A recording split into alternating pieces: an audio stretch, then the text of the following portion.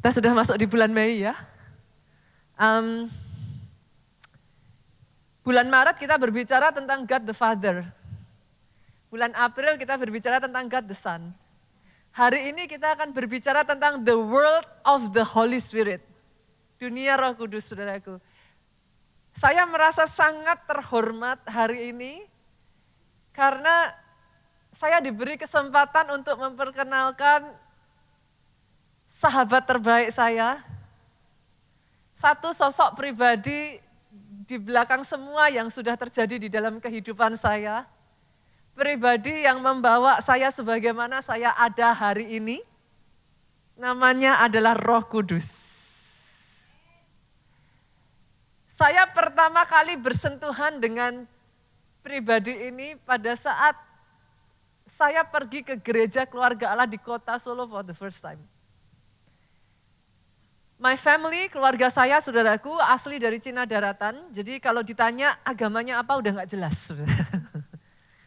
Ketika saya kecil, saya cukup nakal, saudaraku. Nakal dalam artian bukan nakal gimana, saudara, tapi ketika kami di SD itu ditanya biasanya kayak di absen agama itu tiap semester atau tiap caturulan kayak gitu ya. Nah setiap kali saya ditanya agama, udah saya absen aja gitu, saudaraku. Caturulan ini saya bilang agama saya Kristen. Nanti next yang berikutnya saya bilang agama saya Katolik. Nanti berikutnya, pokoknya gilir aja deh. Berikutnya lagi saya bilang agama saya Islam. Nanti berikutnya lagi saya bilang agama saya Buddha. Kayak gitu, it goes like that. Sampai kedua orang tua saya ditangkap Tuhan, mereka bertobat. Mereka terima Yesus. Mereka sungguh-sungguh di dalam Tuhan. Setiap kali saya diajak ke gereja, saya nggak pernah mau, saya banting tuh pintu, sudah. Saya kan selalu ngomong sama orang tua saya, papi mami fanatik gitu. Kenapa? Why should I go gitu. Jadi saya nggak pernah mau, saudaraku, sampai satu kali Tuhan tangkap saya. Dimulai dari perubahan yang saya lihat dari papi saya. Papi saya berubah, saya penasaran gitu. What's going on gitu. Di gereja tuh ada apa sih gitu. Kenapa papi saya bisa berubah sedemikian rupa. For the first time saya ikut ke gereja, saya nggak mau ada setiap orang yang lihat saya ke gereja, saya sembunyi. Saudara, gereja kita di Solo itu kayak gini, karena gedung bioskop. Jadi ada kayak bertingkat begitu, saudara. Saya ingat sekali saya duduk sebelah kiri ujung belakang. Saya nggak mau ada orang yang tahu saya gitu. Saya duduk kiri ujung belakang, waktu itu yang mimpin pujian Pak Samuel Dudik, kalau saudara masih ingat. Yang khotbah Pastor Obaja. Itu pertama kalinya Roh Kudus sapa saya. Saya nggak pernah dengar suara Tuhan, saudaraku. That is the first time I go to the church. Jadi saya nggak pernah tahu apa itu yang namanya suara Tuhan. Hanya pada saat saya duduk, saya menyembah Tuhan, saya ikutan kiri kanan, ada suara, itu suaranya tuh almost close kayak suara manusia begini, saudaraku. Dan suara itu ngomong dengan sangat jelas sekali, kamu di sini cari siapa? Itu saya kayak, begitu saya dengar suara itu, saudaraku, saya lihat kiri kanan saya, karena saya pikir mungkin ya orang duduk di samping saya gitu kan, mungkin tahu saya orang baru gitu kan. Kamu di sini cari siapa? Saya lihat kiri kanan saya, kok semuanya lagi gini, saudaraku.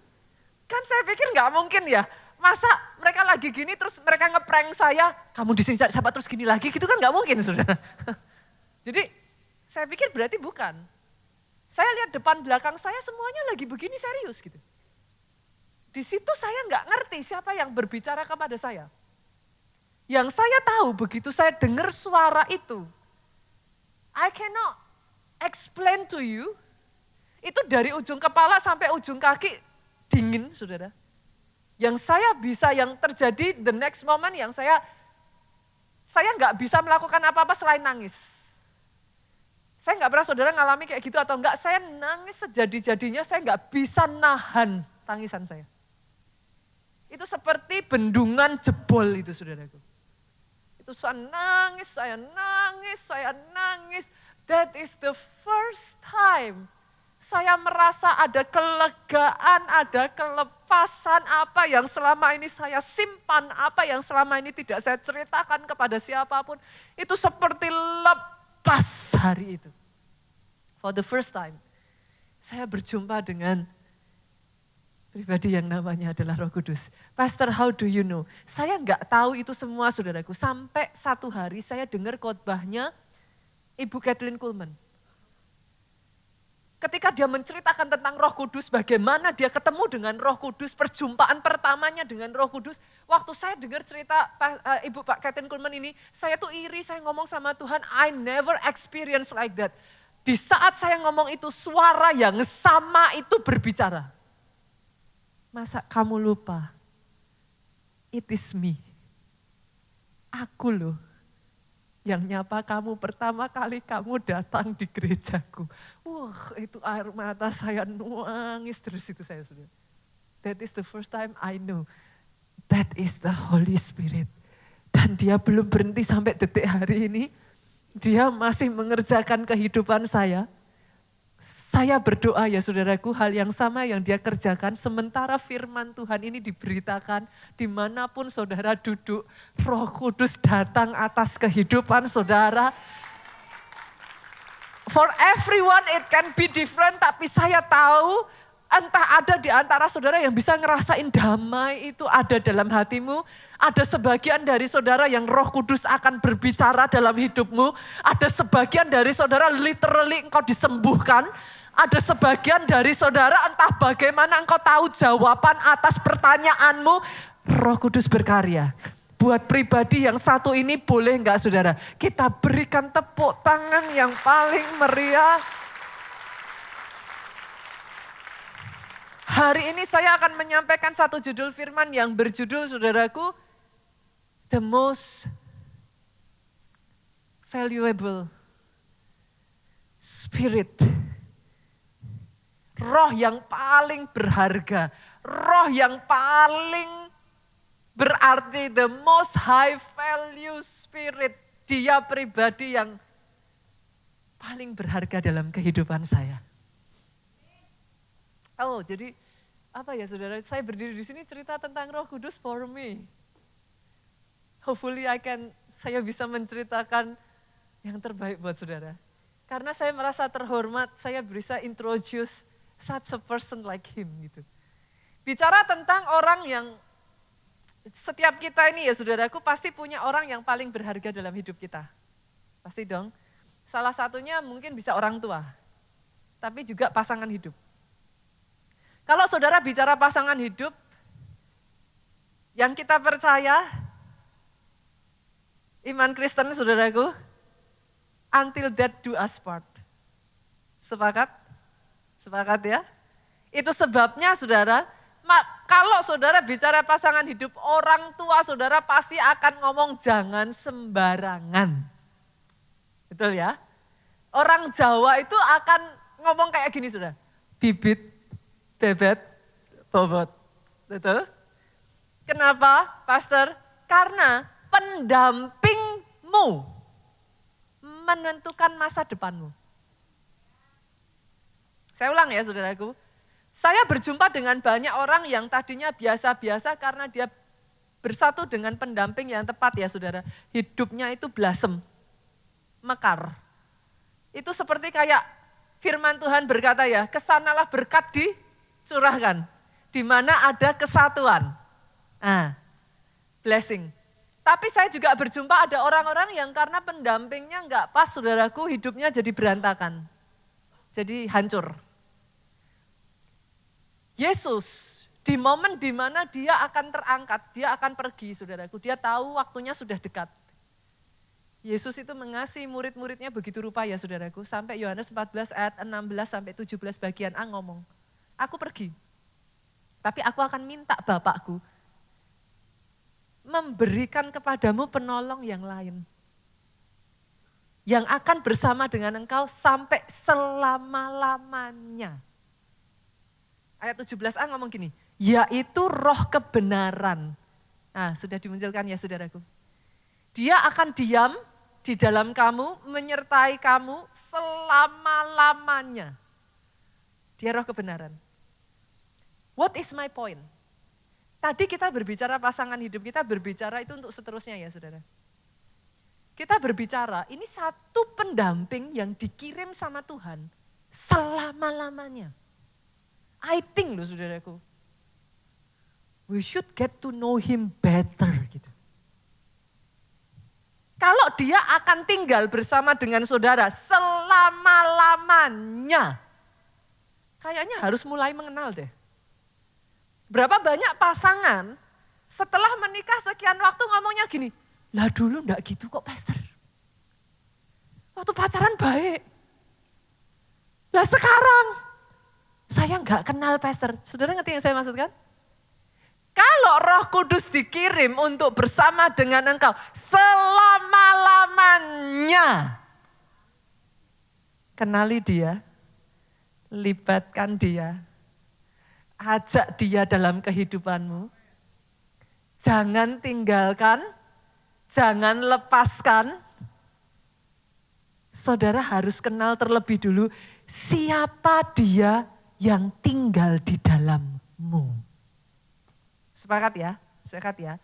Jadi saya akan bawa saudara pakai terminologi bibit, bebet, bobot tadi.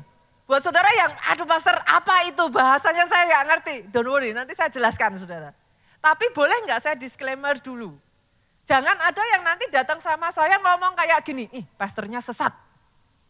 Loh kenapa kok sesat? Coba cari dalam Alkitab, apa ada tulisan bibit, bebet, bobot gitu. Saya disclaimer dulu saudaraku, karena kadangkala yang namanya jemaat itu aneka ragam ya. Jadi saya ingin mengatakan kepada saudara, ini adalah cara untuk saya menjelaskan. Jangan salah paham ya. Oke ya, kalau saudara cari di dalam Alkitab bahasanya nanti lain. Jadi kalau saudara cari bibit, bebet, bobot, gak ketemu saudaraku. Boleh dimengerti ya saudaraku, jangan sampai salah paham ya. Oke, sekarang saya bawa saudara satu persatu, bibit dulu. Apa itu bibit saudara? Apa? Ada yang tahu bibit artinya apa? Asal usul. Nah, bibit itu asal usul, sederhananya gini. Siapa sih Roh Kudus? Kalau saudara mau bersama dengan pasangan saudara, kan harus dulu tahu dulu toh siapa dia. Keluarganya kayak apa? Seperti apa lingkungannya? Dibesarkan dengan cara bagaimana? Kan gitu. Nah sama, kalau kita mau hidup bersama dengan Roh Kudus, siapa sih Roh Kudus? Boleh saya bagikan saudaraku, siapa Roh Kudus? Yang pertama, Roh Kudus bukan benda. Pastor tahu kali. Tahu kali kalau Roh Kudus bukan benda, kadang tahu, tapi enggak tahu. Nanti saya jelaskan saudara, kenapa saya tekankan kata-kata ini. Roh Kudus bukan kuasa. He is all powerful, tapi dia bukan kuasa. Dia roh yang berkuasa, tapi dia bukan kuasa. Kenapa saya tekankan ini? Itu sebabnya saya menyebut dengan siapakah Roh Kudus. Bukan apakah Roh Kudus. Karena Roh Kudus itu adalah satu sosok pribadi.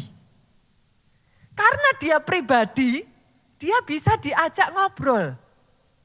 Coba saudara lihat kiri kanan saudara, karena dia manusia dan dia pribadi, coba saudaraku, say hi. Mana tahu ketemu jodoh lu, nggak tahu lu. Karena dia pribadi, dia bisa diajak ngobrol.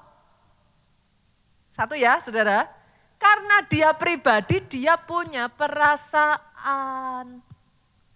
Alkitab mencatat Roh Kudus bisa didukakan, dia bisa sedih. Artinya dia punya perasaan. Nah kenapa saya menyebutkan ini semua, dengar ini Bapak Ibu, karena dia itu pribadi. Senggol kiri kanan, gak enak dikacangin. Gak enak dicuekin. Dia bukan benda. Bolehkah saya mengatakan ini? Sejak dari hari ini saya berdoa ya. Kesadaranmu akan the existence of the Holy Spirit. Keberadaan Roh Kudus dalam hidupmu. Itu muncul. Senggol kiri kanan lagi. Jangan dicuekin. Aminnya yang paling keras. Makanya saya menekankan dia bukan benda. Saudara bisa bilang kepada saya tahu pastor. Kalau tahu diajak ngobrol. Pagi hari kau bangun, sapa dia. Good morning Holy Spirit. Bapak ibu yang sudah menikah suami istri. Kalau lagi berantem, diam-diaman. Satu kamar loh, jalan tek-tek-tek. Saya tanya, kalau kayak gitu biarpun di rumah bersama-sama enak enggak? Nah, perasaannya Roh Kudus kayak apa? Alkitab mengatakan, tubuhmu bait Roh Kudus. Engkau bukan cuma sekamar sama Roh Kudus, saudaraku. Tubuhmu bait Roh Kudus itu artinya apa? Coba, dia tinggal dalam kamu. Artinya apa? Satu tubuh ini, kita sharing, saudara. Loh, bukan hanya roh kita saja yang di dalam tubuh ini, ada Roh Kudus. Lah kalau sekamar aja dicuekin gak enak, lah kalau barengan gini dicuekin rasanya apa? Yang mengerti katakan amin. Mulai hari ini libatkan Roh Kudus. Ajak ngobrol, minta nasihat. Jangan datang kalau sudah kacau. Datang kalau masalah. Boleh? Sejak hari ini. Dalam kehidupan saya ya saudaraku, saya tuh ngalami ya. Berkali-kali ya saudaraku. Itu sebabnya saya tuh seneng loh nyeritain kepada saudara cerita-cerita yang kayak daily life. Apa kalau bahasa saya tuh saya nyebut dengan istilah receh gitu. Receh itu apa? Cerita kecil-kecil dulu saudaraku, cerita yang kayak sehari-hari gitu. Saya tuh karena sejak dari pertama jumpa Roh Kudus itu sampai detik hari ini, saya terbiasa kayak ngelibatin. Percaya nggak percaya saudara, sampai kayak milih baju aja saya libatin Roh Kudus. Dan saya seneng ngelakuin itu. Saya tuh kayak apa ya, at first itu kayak saudara itu self-talking. Kayak ngomong sendiri itu loh. Ngomong dijawab sendiri, ngomong dijawab sendiri. Kok bisa gitu pastor? Lah kan tinggal di dalam engkau tuh. Itu tuh kayak, jadi suaranya saudara itu jangan berharap kayak, halo, gitu enggak saudara. Itu tuh kayak, apa sih ya, saudara kayak ngomong sama diri sendiri itu loh. Tapi ketika saudara sudah kayak menyadari eksistensinya Roh Kudus itu begitu dekat, itu nanti akan terjadi percakapan dua arah. Nanti saudara akan ngerasain di mana saudara tanya ya, dijawab. Saudara mau ngelangkah, kayak ada yang ngarahin gitu loh, ke sana. Ini, ketemu itu, oh ini. Dan langkah, Daud kemarin firmannya ngomong, langkah orang benar diatur oleh Tuhan. Itu. Jadi kayak kita jalan itu enggak sendiri. Nanti di situ udah tahu Tuhan bakalannya gini ditata.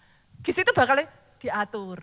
Diizinkan jatuh, Tuhan lihat bukan Tuhan jahat. Tapi dia tahu kalau enggak jatuh lanjut, bukan cuma jatuh, terjun bebas. Karena diizinkan jatuh, enggak jadi lanjutkan. Putar balik kan, selamat. Saudara ngerti yang saya maksudkan? Boleh ya, nangkap ya. Satu waktu beberapa hari yang lalu saudaraku, saya karena ajak anak saya yang besar ke Nigeria. Jadi kami ngurus kalau ke Nigeria salah satu syaratnya tuh SKCK saudara. Kami harus ngurus SKCK bikin itu apa namanya rumus sidik jari ya. Nah, rumus sidik jari. Saya sama keluarga karena udah pernah, saya sama suami udah pernah, udah gak perlu gitu saudara. Kita tinggal kayak memperpanjang aja. Tapi karena anak saya masih baru, jadi ini for the first time gitu kan. Saya ajak dia karena dia udah mau kuliah, saudara cepet ya. Saya udah punya anak yang mau kuliah loh saudaraku. Aduh, cepet sekali waktu itu berjalan saudara. Karena dia udah mau kuliah, saya berpikir, Ci, saya panggil dia Ci karena anak paling besar kan. Ci, mau gak ikut mami ke Nigeria? Saya tuh sudah berpikir jawabannya dia tuh kayak kebanyakan orang yang saya ajak gitu. Ayo ke Nigeria. Terima kasih pastor. Karena saya ngerti gitu kan, kayak di Nigeria tuh pastor ngapain ke Nigeria gitu. Shopping juga gak bisa. Saya tuh pernah saudaraku ke Nigeria sudah siap-siap, dasar cewek gitu, bawa uang gitu kan. Nanti wah mau beli apa. Sampai sana gak bisa beli apa-apa saudara. Karena gak ada apa-apa saudaraku. Jadi saudara ke sana itu murni benar-benar adalah saudara itu cari Tuhan titik gitu. Nah, jadi waktu saya ngajak anak saya, Cik mau nggak ikut ke Nigeria? Kenapa saya ajak dia saudaraku? I personally feels kayak bukan satu kebetulan. Jessica itu udah ikut saya di Nigeria waktu dalam perut saya. The first time I go to Nigeria is 18 years ago. Itu saya masih bawa drum saudaraku. Jessica itu masih di perut. Jadi saya ngomong sama dia gitu. Yuk ikut saya bilang. Dan dia mau. Jadi kita nguruslah saudaraku SKCK karena udah ditagih nih, ayo cepet-cepet sudah harus dikumpulin. Karena harus namanya dimasukkan untuk didaftarkan dapat surat dari sananya gitu saudara. Saya bilang bisa gak ditunda besok Senin karena ini sudah hari Jumat udah jam segini.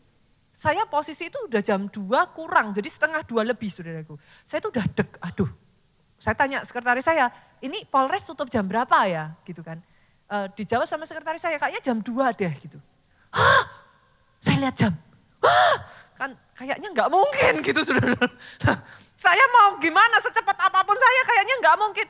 Tapi saya cek sambil saya jalan, saya cek di internet katanya jam 3 gitu kan. Anyway lah saya pokoknya cepet-cepetan saya ganti baju, udahlah saudaraku. Saya sampai nggak sempat baca persyaratannya saudara. Di on the way saya cuman pokoknya sekiranya aja saya bawa itu aja semua. 1, 2, 3, 4, 5 pokoknya saya nggak ngerti deh persyaratannya apa. Saya bawa aja yang penting aman gitu kan. Sampai di sana karena kita kan masih harus ganti baju, masih ini, masih itu kan saudaraku. Saya sampai Polresnya cukup gede saudara. Terus waduh ini di mana ya? Karena naik parkirnya muter kan saudaraku sampai atas lantai 5 gitu kan. Aduh ini saya kemana gitu. Nggak tahu, nggak ada siapa-siapa, nggak tahu juga saudaraku. Saya datang ke satu gedung bilang oh bukan, gedung yang satunya lagi. Oh oke. Saya datang by the time saya nyampe saudara. Di mejanya tulisannya tutup. Saya tuh udah yang aduh Tuhan gitu kan. Nah saya itu udah terbiasa saudara. Jadi sebelum perjalanan sampai di jalan sambil nyetir apa tuh. Saya udah terbiasa melibatkan Roh Kudus. Roh Kudus tolong. Aku tahu ini waktunya udah mepet banget gitu. Roh Kudus tolong. Temuin dengan orang yang tepat. Atur ini itu dan lain. Itu tuh sudah kayak saya terbiasa saudara. Tulisan di meja tutup. Tapi saya lihat bapaknya masih di situ. Saya tanya, Pak maaf. Saya mau bikin SKCK. Saya mau bikin rumus sidik jari. Saya tuh tahu bapaknya tuh dari mulut tuh udah mau ngomong kayak dia nunduk ke bawah terus dia lihat papan gitu saudaraku. Saya tuh tahu dia udah mau ngomong, oh iya. Tapi sebelum dia bilang tapi saya bilang, Pak maaf ini untuk anak saya kita harus ada gini-gini saya jelaskan. Boleh gak dibantu? Dia lihat gini tapi habis itu dia lihat saya, dia lihat anak saya percaya Roh Kudus jamah dia. Instead dia lihat gini dan ngomong, sudah tutup. Dia lihat saya dan dia bilang, oke ibu, kita bantu ibu. Saat itu juga saudaraku, syarat diminta, saya udah enggak ngerti saudaraku. Ternyata persyaratan saya itu enggak sesuai. Itu pun kayak dipahami, dibantu saudara, dengan keterbatasan yang ada, dengan cara Tuhan, dilancarkan hanya kurang dari 5 menit sudah keluar. Saudara. Jadi saya tuh kayak terima kasih Tuhan. Pastor itu kan hal biasa. Setiap orang juga bisa ngalami itu. Tapi boleh gak sih saya ngomong saudara? Biasakan mengikut sertakan Roh Kudus dalam setiap hidupmu. It feels like magic. Kayak sesuatu yang kayak secara manusia kita kayak ini harusnya nggak bisa, ini harusnya, ini harusnya apa. Satu demi satu Tuhan tata, entah gimana caranya, bisa.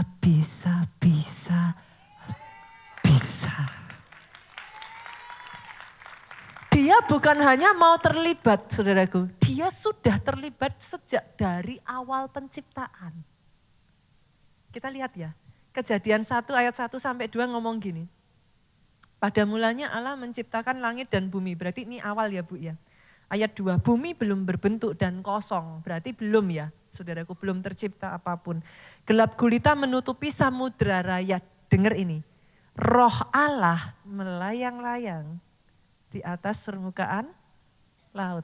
Jadi sejak awal penciptaan, dia sudah ada. Pastor, lah bagaimana dengan saya? Kalau awal penciptaan kan Adam dan Hawa ya. Terus kami bagaimana? Ayatnya ya saudara, kita lihat ya. Ayub yuk. Pasal 33 ayat 4. Roh Allah telah membuat aku. Siapa yang membuat saudara dan saya? Siapa Roh Allah? Roh Kudus.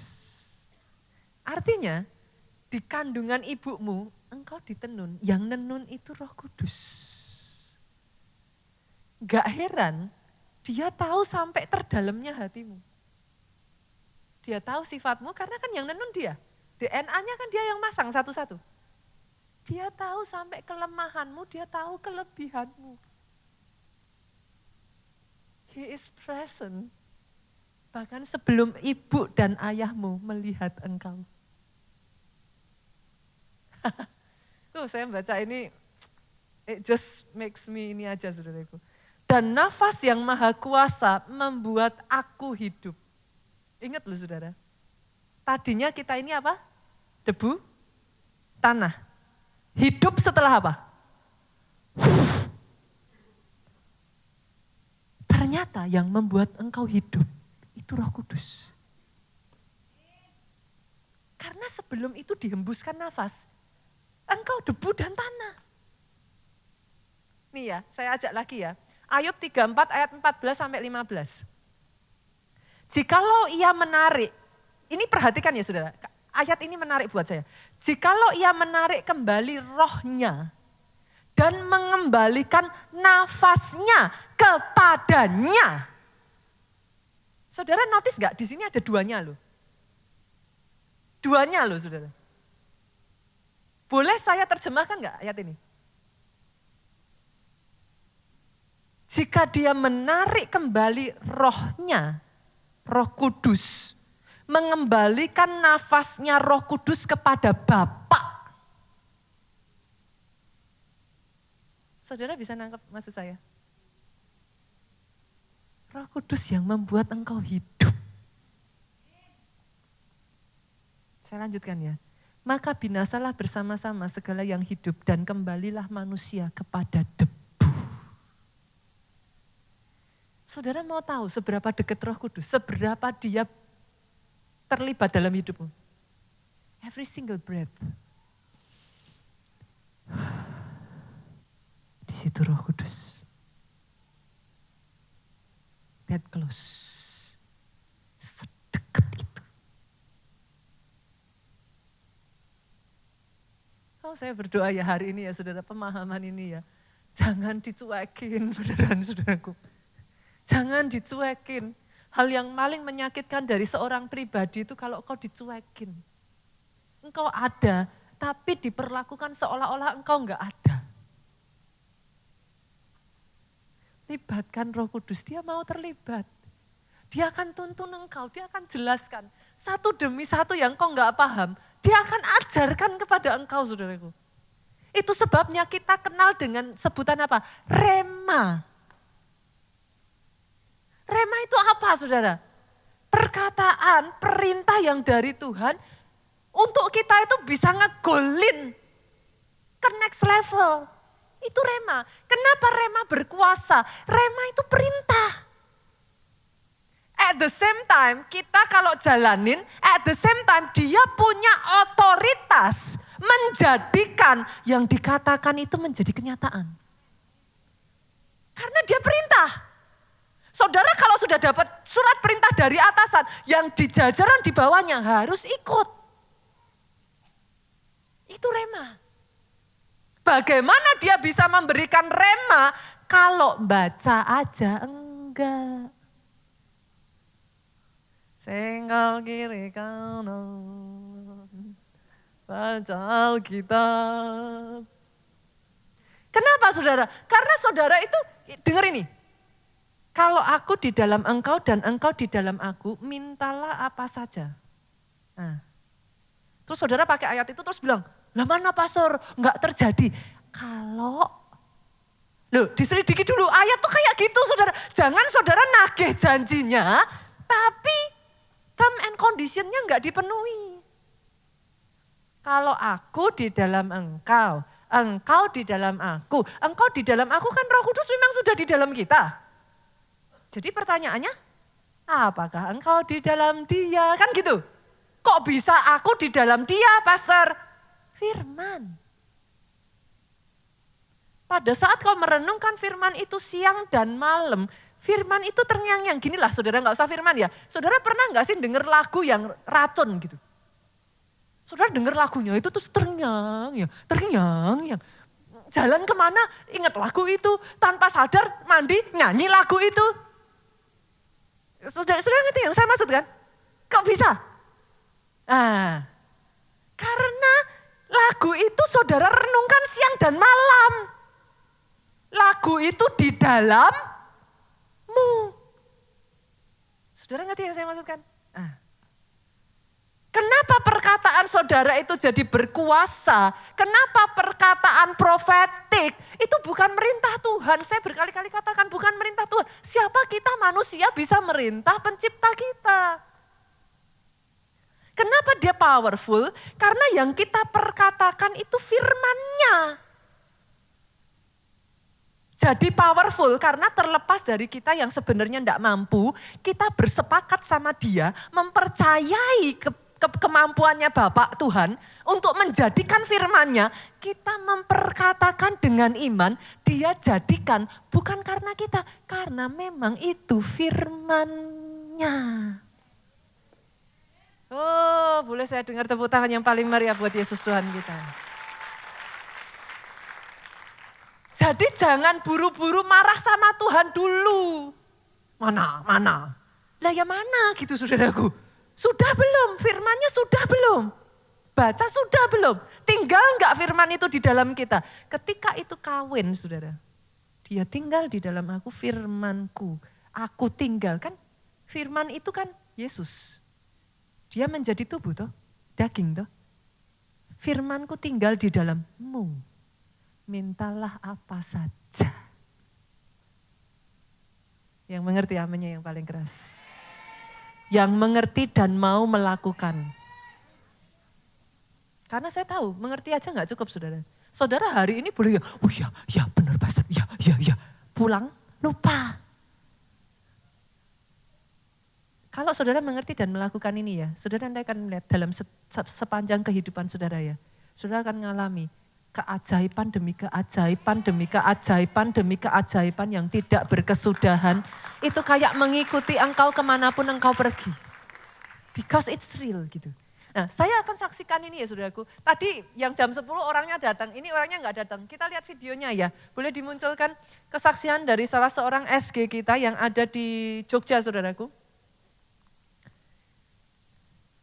Ketika dia berjalan dengan rema yang dari Tuhan, apa yang Tuhan kerjakan dalam hidupnya. Semuanya, saya ingin menyaksikan apa yang Tuhan kerjakan di dalam hidup saya dari sejak 5 April 2023 sampai hari terakhir kemarin tanggal 29 April saya berjuang melawan kanker kolon stadium 4 yang saya alami dan semua proses yang saya jalani, kemo 8 kali dan radiasi 25 kali, itu hasilnya harus difinalisasi dengan satu langkah bernama PET scan.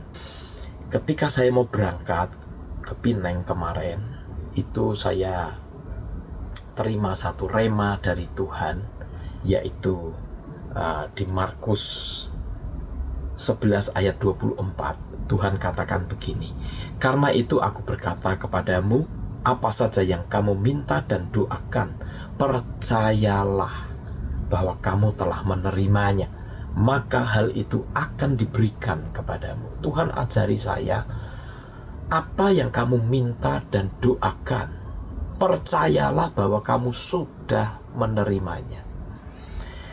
Seperti hari-hari yang sebelumnya, berbulan-bulan lalu ketika saya kebingungan, ketika saya ketakutan menghadapi operasi, menghadapi kemo, menghadapi terapi radiasi. Sebelum saya lakukan, jalani semua tindakan itu, Tuhan selalu berikan rema demi rema. Efesus 2 ayat 10, Keluaran 33 ayat 14, dan semua itu menguatkan saya, meneguhkan saya. Saya tahu, saya percaya sekali, satu rema dari Tuhan itu lebih dari cukup. Dan ketika kita percaya kepada rema perkataan Tuhan itu, Roh Kudus mewujudkannya, Roh Kudus membuktikannya. Dan hari ini, ketika saya melihat semua rema yang Tuhan pernah berikan kepada saya catat itu satu persatu, tanggal demi tanggal.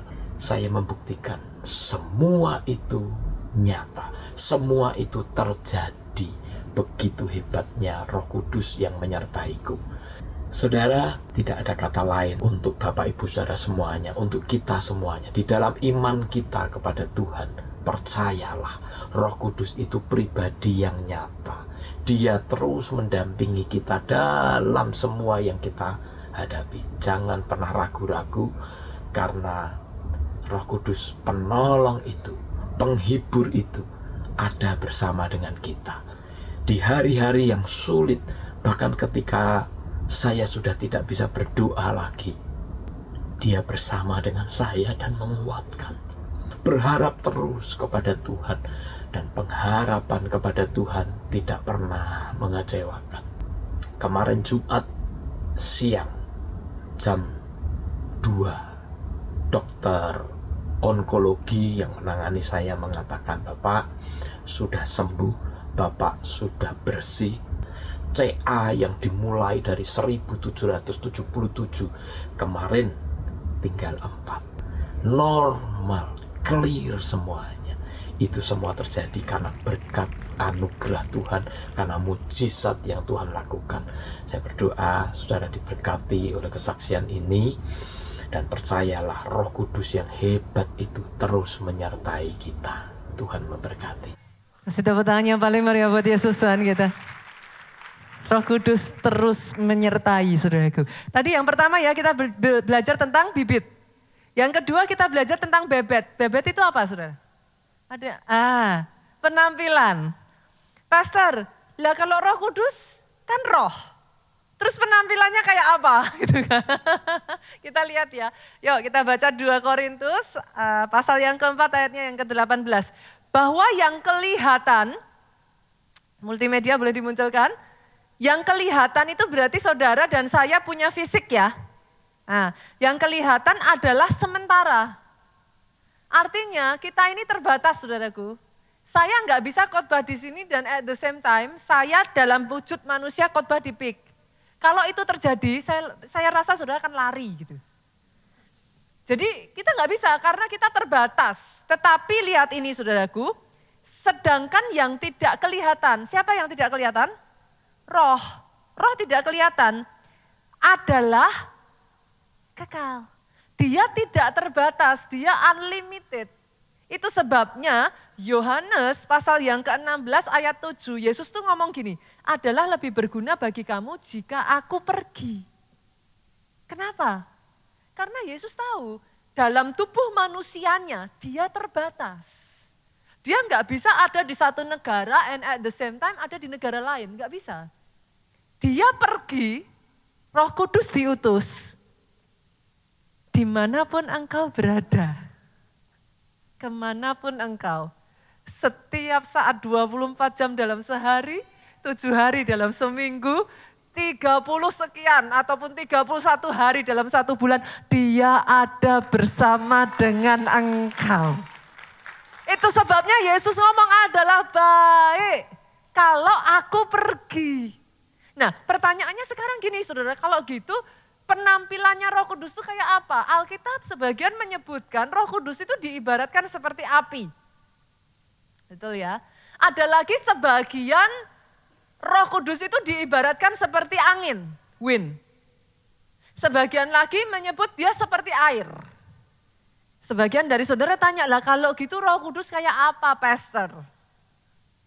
Boleh nggak saya kasih satu gambaran tentang Roh Kudus ini yang mind blowing buat saya? 1 Korintus 3 itu ngomong, tubuhmu adalah bait Roh Kudus. Saya ulang ya. Tubuhmu adalah bait Roh Kudus. Boleh enggak saya pakai kata-kata ini? Berarti tubuhmu, dirimu adalah casingnya Roh Kudus.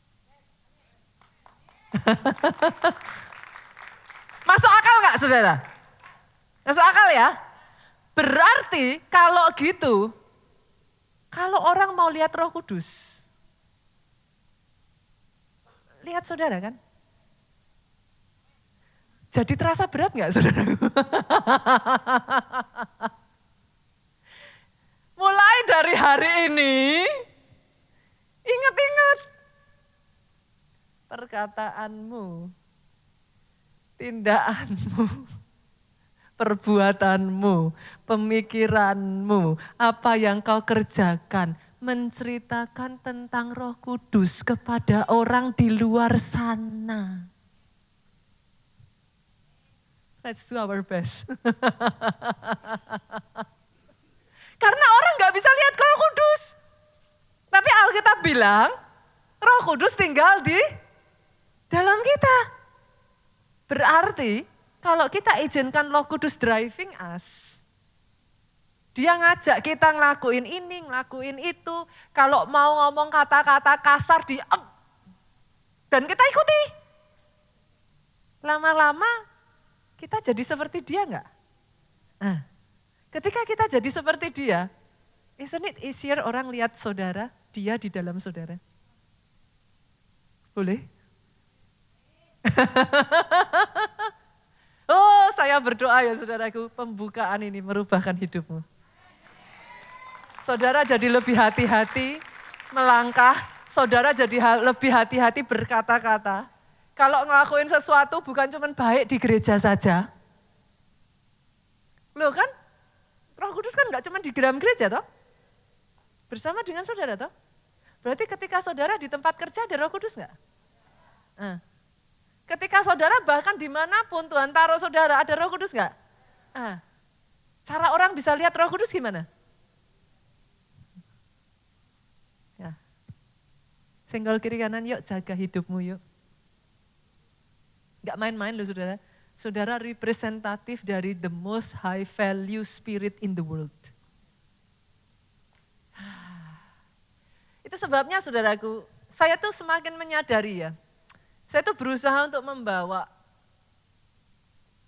Tuhan, what can I do gitu. Dulu di gereja kita ini termasuk sebenarnya salah satu gereja yang sering sekali mengadakan aksi sosial saudara. Hanya saja kayak apa ya saudaraku, kita tuh kadang bingung ya, what should we do gitu. Nah waktu-waktu terakhir ini, boleh nggak saya tayangkan videonya saudara? Karena tadi sedang berbicara tentang Roh Kudus di dalam kita. Boleh nggak sih setidaknya gereja ini juga mempermuliakan nama Tuhan dari apa yang kita lakukan? Boleh ya, kita lihat sebentar ya, yuk boleh ditayangkan. Ini kegiatan ketika kita melayani di berbagai tempat, ini baru saja kita melayani di Lapas Salemba, saudaraku. Peresmian di sana, saudara. Kegiatan-kegiatan yang kita lakukan terakhir, coming tanggal 14 sampai 19 Juni. Saya ajak ya, saudara yang mau ikut, kita melayani di Nias, saudara. Kita akan melayani di Nias, sudah ya. Oke, kita kasih tepuk tangan dulu. Nanti tanggal 14 dan 19 Juni rombongan dari kumpulan bukan hanya Jakarta saja, dari beberapa kota kita akan berangkat ke Nias, saudara. Kita akan melayani teman-teman yang ada di sana. Termasuk salah satunya, saudaraku, kita akan mengadakan KKR juga. Kita akan mengadakan bakti sosial pelayanan masyarakat di sana. Bukan hanya itu juga, karena di Nias itu sebenarnya kalau mau dikatakan ya saudaraku, banyak saudara seiman kita itu banyak. Tapi seringkali teman-teman yang ada di saudaraku, pulau di luar Jawa ini nih merasa kering gitu. Tidak banyak yang gimana ngomongnya ya, sehingga akhirnya kalau rohnya kering, they do not do much gitu saudaraku. Itu sebabnya saya ajak saudara yang tergerak, ayo ikut bareng-bareng. Bawa apimu. Tularkan api saudara sehingga melalui kehidupan saudara, api teman-teman kita yang ada di Nias dikobarkan kembali. Mereka boleh dibawa ngalami kegerakan yang terjadi di sini juga terjadi di Nias. Sepakat ya? Sepakat ya? Dimulai dari siapa saudara? Saya.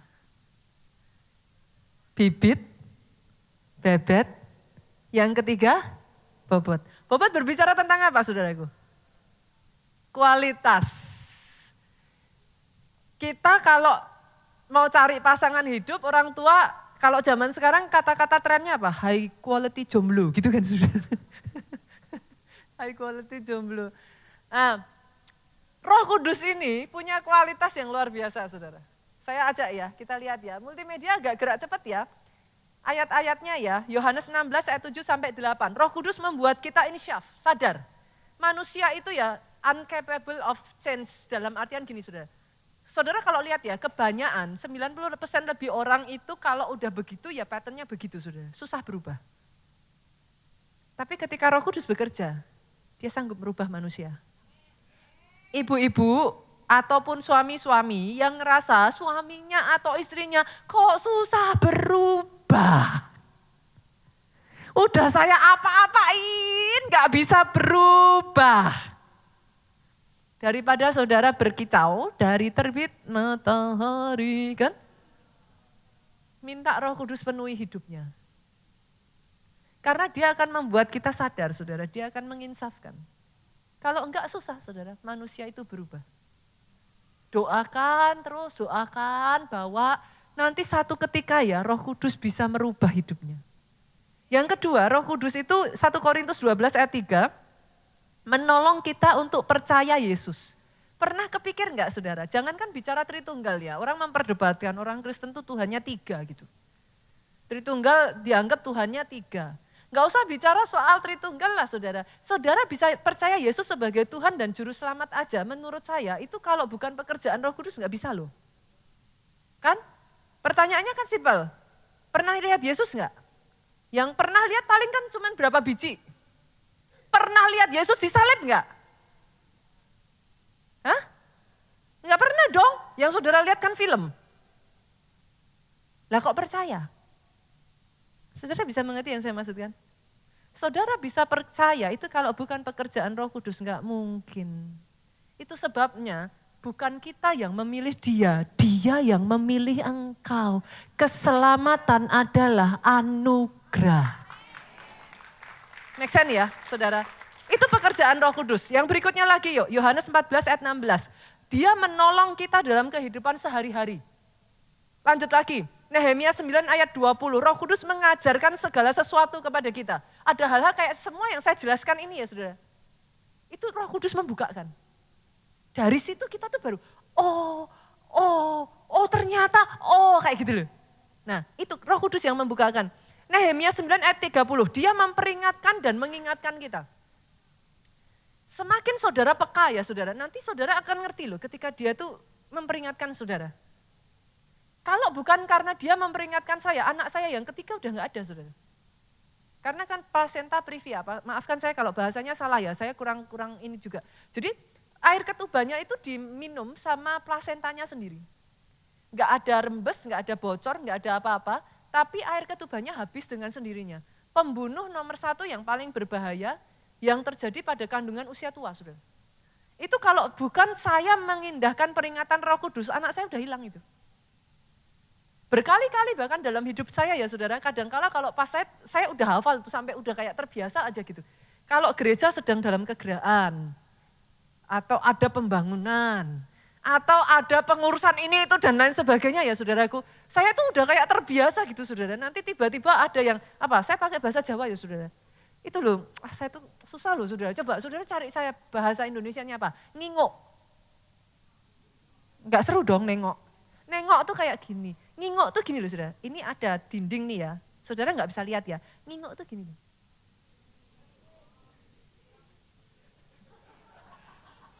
Ngintip gini kali saudara.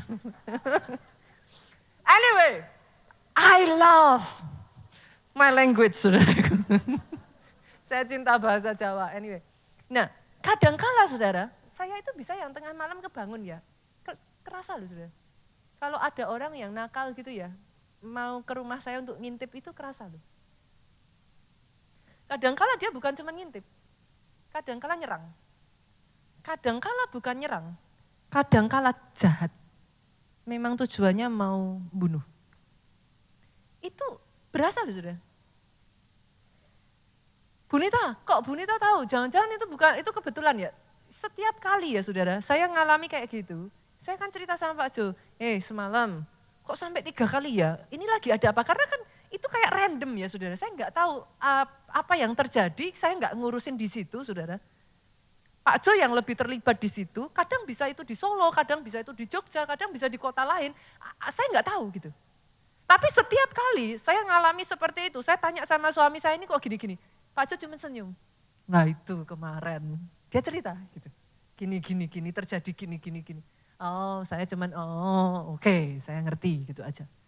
Nah jadi percayakah saudara ketika semakin engkau dekat dengan Roh Kudus, dia akan peringatkan engkau. Ini pribadi yang gak baik loh, jangan lanjut. Masalahnya, nah semakin engkau dekat telinganya itu dipertajamnya pada saat pagi hari kata Alkitab. Engkau berdoa, Yesus berdoa pagi hari itu dipertajam telinganya. Nah senggol kiri kanan lagi. Saya tidak ngomong loh saudara. Pada saat telinga kita mau dipertajam, di manakah kita? Saya nggak ngomong loh, kan saya cuma tanya. Nah sehingga akhirnya bukan Tuhan nggak memperingatkan. Dia sudah, kitanya nggak nangkep signalnya. Saudara mengerti yang saya maksudkan? Nah, hopefully saya berdoa ya saudaraku benar-benar loh. Kenapa saya terus mendorong disiplin orang Kristen? Doa, baca firman, puasa, lakukan saudara. Kenapa? It's good for your own life gitu. Tuhan itu tidak memerintahkan sesuatu tanpa sebab saudara. Dia kalau memerintahkan sesuatu punya tujuan. Jadi saya ajak saudara, karena memang itu fungsinya Roh Kudus saudara. Dan satu yang saya mau tekankan ya saudaraku, Roh Kudus memimpin kita ke dalam seluruh kebenaran. Yuk kita baca Yohanes 16 ayat 13 bagian A. Pemain musik boleh maju ke depan. Tetapi apabila ia datang, ketika Roh Kudus itu datang, Roh kebenaran, ia akan memimpin kamu ke dalam seluruh kebenaran. Garis bawahi kata seluruh. Apa yang terjadi dalam hidupmu? Yang sering kali saudara itu belum mengerti, itu saudara ngomong, kenapa Tuhan izinkan? Kok gini? Kok gitu? Karena sering kali kita itu masih gelap saudara. Kebenaran itu seperti kayak terang itu loh saudara. Saudara kalau dalam gelap, sekalipun di kamar sendiri, bisa kesandung enggak? Nah, sekalipun itu kamar saudara sendiri loh, saudara sudah hafal kan letak-letaknya. Tapi ketika di dalam kegelapan, bisa enggak kadang kejedot? Bisa ya? Kadang juga bisa nginjak sesuatu yang tajam karena gelap gak kelihatan. Nah kebenaran itu seperti terang. Firman Tuhan ngomong apa? Firmanku pelita bagi. Nah, kebenaran itu akan memunculkan apa yang tadinya kau gak bisa lihat. Yang membuat saudara tuh meragukan Tuhan. Tuhan tuh masih sayang gak toh? Tuhan tuh masih menyertai gak toh? Kok aku ngalami kayak gini, kok Tuhan gak ikut campur, kok diizinkan? Kadangkala kalau kita belum bisa melihat kebenaran itu, kita salah paham. Akhirnya kita meninggalkan Tuhan, kita kecewa, kita mundur dari Tuhan. Make sense Bapak Ibu? Saya berdoa ya saudara, biar firman ini ya, nanti 1 bulan ini buat saya menarik sekali saudaraku. Talking about saudara saya nggak tahu ya, setiap kali saya khotbah tentang Roh Kudus ya, buat saya ya, khotbahnya tuh jadi ringan. I feel like as though kayak ada yang bantu saya gitu. Ya, saya nggak mau menimbulkan ini ya, nanti kayak disangka salah gitu. Emangnya khotbah yang lain berat pastor gitu kan. Enggak, tapi saya sadar saudaraku. Bahkan pada saat saya menceritakan saudara tentang pribadi Roh Kudus ya, sesungguhnya saya kalau bisa ngomong sama saudara ya, he is very happy. Saya tuh bisa ngerasain kayak, satu pribadi yang kepengen memperkenalkan dirinya kepada saudara gitu. I am here, you are not alone. Engkau gak harus mengalami semuanya sendirian, engkau gak harus berjuang sendirian, I am here. Dan aku mau menolong engkau. Aku ada, bahkan di saat di titik orang yang terdekat dengan engkau aja tidak bisa mengerti hatimu, I know. Libatkan dia.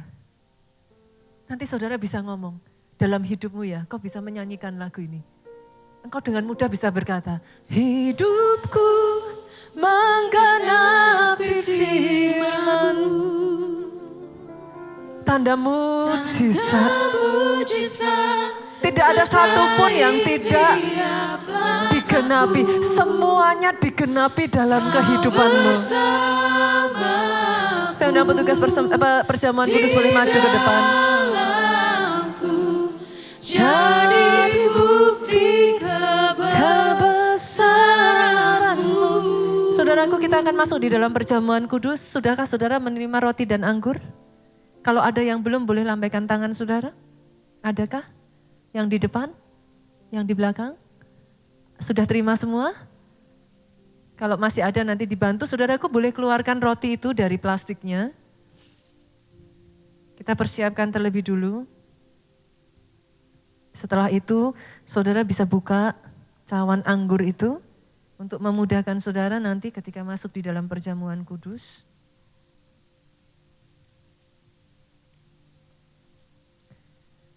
Bangkit berdiri jemaat Tuhan. Kita berdoa. Yesus Tuhan. Angkat kedua tanganmu tinggi-tinggi saudaraku. Bapa, kami datang di hadapan-Mu. Layakkan kami. Kuduskan kami. Bawa kami para pelayan perjamuan-Mu Tuhan. Membawa jemaat-Mu manunggal dengan Engkau. Kami datang di hadapan-Mu saudaraku. Angkat roti itu tinggi-tinggi di atas tangan kanan saudara. Malam sebelum ia diserahkan saudaraku, ia mengambil roti itu, sesudah itu ia mengucap syukur ke atasnya dan memecah-mecahkannya serta berkata, inilah tubuhku yang diserahkan bagi kamu sekalian, perbuatlah ini menjadi peringatan akan aku. Apakah saudara percaya roti ini tubuhnya dihancurkan? Tetapi dengar ini saudaraku, oleh bilurnya engkau sembuh. Terima dengan iman di dalam nama Yesus.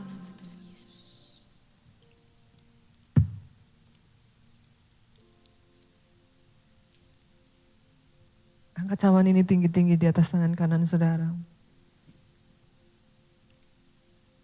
Demikian ia mengambil cawan itu dan berkata, cawan ini adalah perjanjian baru yang dimeteraikan oleh darahku.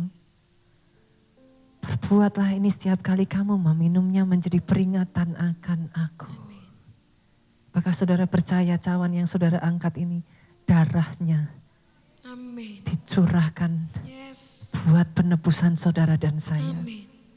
Tidak ada yang bisa memisahkan engkau dari kasih Kristus. Kalau darahnya, hidupnya saja dikorbankan buat engkau. Saudaraku. Dia tarik engkau kembali. Mendekat kembali.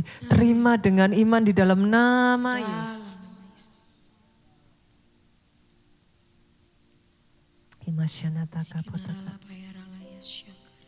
Yesus. Hidupku menggenapi firman-Mu. Tanda mujizat sertai tiap langkahku. Engkau bersamaku Tuhan. Engkau bersamaku. Hayati ini saudaraku. Di dalamku.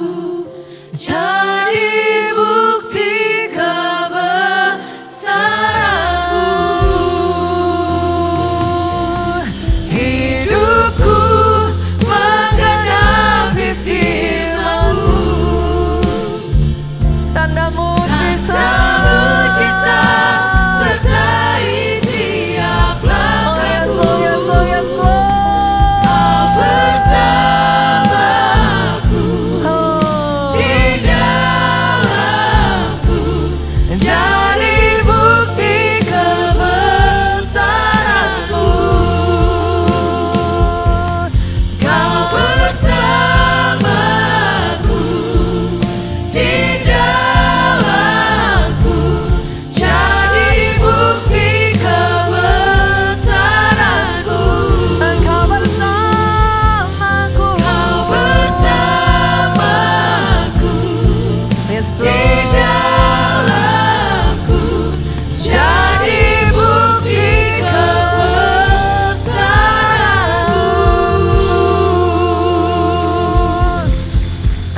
tanganmu saudaraku, diberkati saudara oleh Tuhan. Amin.